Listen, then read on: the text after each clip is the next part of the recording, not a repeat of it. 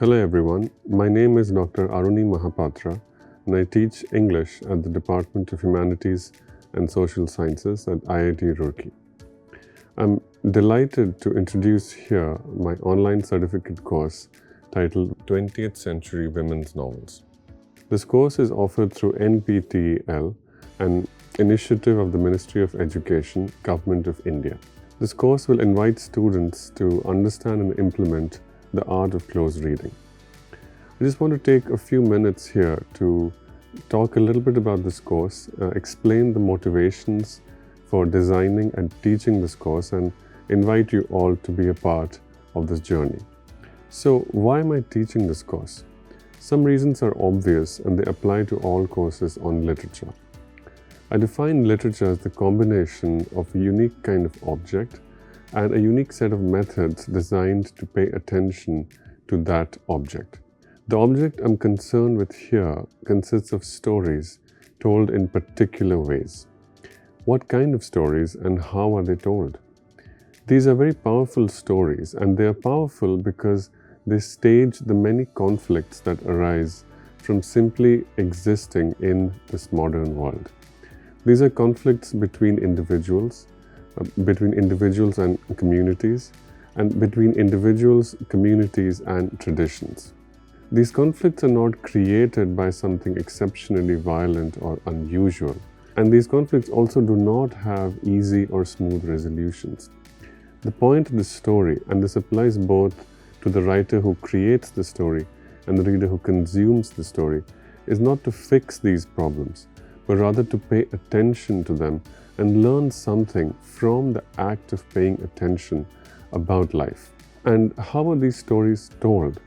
They are told in ways that force us to pay attention to language. Literature uses language that contains a great deal of semantic density. Studying literature is an education in styles of paying attention. This is what I meant when I used the word method earlier.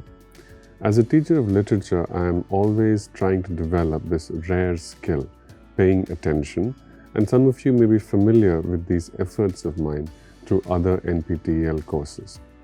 With that, I can describe this course. This course brings together a unique collection of texts. Texts that have three defining features. They are all novels written in the English language. They were all published in the 20th century, and they are all authored by women writers. This is a unique combination of historical context, textual features, and authorial identity. The course will develop a mode of paying attention that is best suited to the kind of writing found in these texts. As we approach these texts, we'll examine many age-old questions of literary and genre theory. The first set of questions concern the relation between genre and identity. Can we identify any thematic or formal similarity in this selection of novels? Is there anything feminine or woman-centric about novels written by women writers? Does the presence or lack thereof of such similarity come from the author's identity as women, or does it come from their understanding and practice of the English novel? The English novel, as we know, is an extremely old and powerful intellectual tradition. It is also much older than the 20th century, and more importantly, it's also known to be quite conservative. Notwithstanding the work of a few women authors like Jane Austen, George Eliot, and the Bronte sisters, the novel historically has not always prioritized women's concerns and often subordinated these concerns to those of men.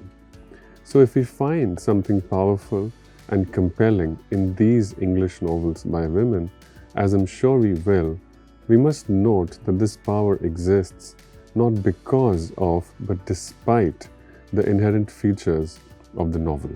So we have to ask, what were these women writers doing to the English novel to make it an effective medium through which to tell these new kinds of stories? The second set of questions concerns the relationship between historical context and the power of literary texts. The 20th century was an extremely eventful century. Now, this can be said about literally any and all historical period, but the 20th century is unique in that it saw unprecedented public catastrophes along with advances in private and personal liberties. It witnessed 2 world wars, which included also the Holocaust and the nuclear explosions in Hiroshima and Nagasaki. It also saw the growth, rise, and success of multiple forms of civil rights movements. Women fought for and won the right to participate in public life, starting with the right to vote. Alongside this struggle, other struggles for recognition were ongoing. African Americans successfully won recognition as rights-bearing citizens of the United States of America. Later in the century, homosexuality began to be decriminalized, starting in California and spread elsewhere. While these developments were taking place, women writers all over the world responded to these events, sometimes directly by writing about these events in their novels, but more importantly and more powerfully, their responses were indirect. Additionally, it was not always easy to make room for these concerns in a genre that had its own tradition, which tended to exclude these new voices and new identities. So what we'll see as we study the work of this eclectic group of women writers is a very tenuous but also very persistent dialogue. It's a dialogue between a conservative technology, one that does not have room for women, and the efforts of women writers who, inspired and overwhelmed by the historical developments of the 20th century, carved out a space to tell new stories, not just about women, but about humanity. It is in this exploration of a human journey that I invite you as we begin this course.